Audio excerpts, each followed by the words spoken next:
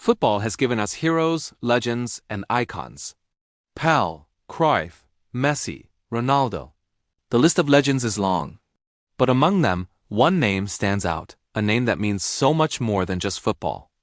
A name that represents pure genius, raw passion, and devastating chaos all at once. That name is Diego Armando Maradona. Today we're not just talking about goals and trophies. We're telling the complete story of a boy who became a true legend, and the one who struggled to be a man. This is the story of how a kid from the slums of Villa Fiorito, a poverty-stricken neighborhood on the outskirts of Buenos Aires, rose to conquer the world with nothing but a ball at his feet and fire in his heart. Born in 1960, Diego was the fifth of 8 children. His family was poor, but their home was rich with love. From the moment he could walk, a football was his constant companion. He slept with it. He took it everywhere. On the dusty, uneven pitches of his neighborhood, the potreros, he learned the skills that would one day mesmerize billions. It was here that he developed that impossible close control, that low center of gravity, that ability to dribble through a forest of legs as if they weren't even there. His talent was supernatural. At just 8 years old, he was spotted by a scout and joined the youth team of Argentinos Juniors, known as Los Cebollitas, or the Little Onions. They were unbeatable, going on an incredible 136-game unbeaten streak. Young Diego was already a local celebrity. During the halftime of the senior team's games, he would come out and perform incredible tricks, leaving the entire stadium in awe. They knew they were watching something special. He made his professional debut just 10 days before his 16th birthday, becoming the youngest player in the history of the Argentine Primera Division. The legend was already beginning. He was small, but he was a giant on the pitch. Defenders couldn't get near him. He scored goals for fun, many of them spectacular. Soon all of Argentina was talking about this wonder kid. But his first major heartbreak came in 1978. The World Cup was being held in Argentina, a huge moment for the country. To the shock of the nation, the national team coach, Cesar Luis Menotti, left the 17-year-old Maradona out of the squad, deeming him too young. Argentina went on to win the tournament, but for Diego, it was a bitter pill to swallow. It lit a fire inside him, a determination to prove he was the best, and he did. The following year, he captained Argentina to victory at the FIFA World Youth Championship, where he was the undisputed star of the tournament. His journey then took him to the club of his heart, Boca Juniors. In 1981, he only stayed for 1 season, but it was a magical one. He led them to the league title, creating a bond with the passionate fans that would last a lifetime. The stands of La Bombonera became his church, and he was their deity. Europe came calling. In 1982, Barcelona broke the world transfer record to sign him. This was supposed to be his grand arrival on the world stage, but his time in Spain was turbulent.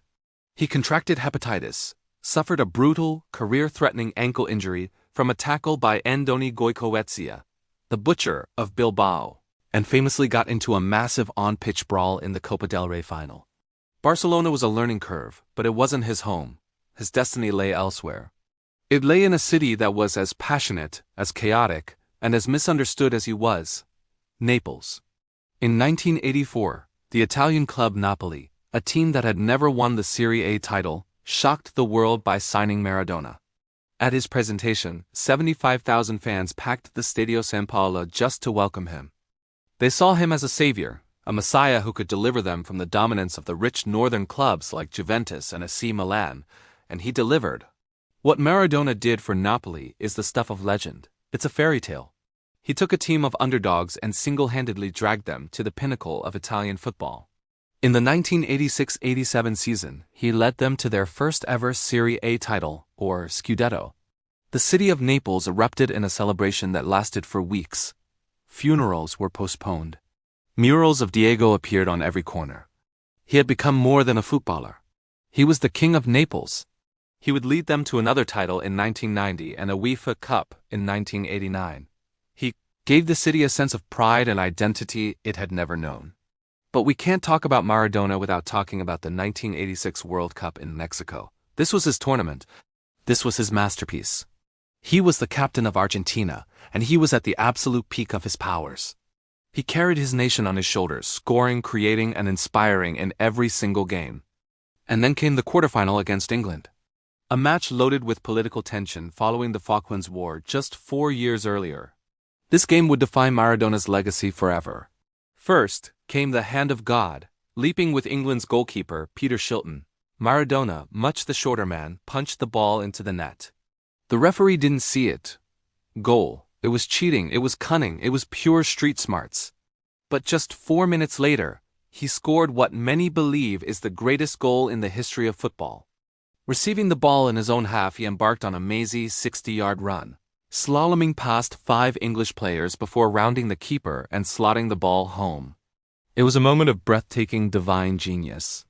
In those 4 minutes, you saw the two sides of Diego, the devil and the angel, the cheat and the artist.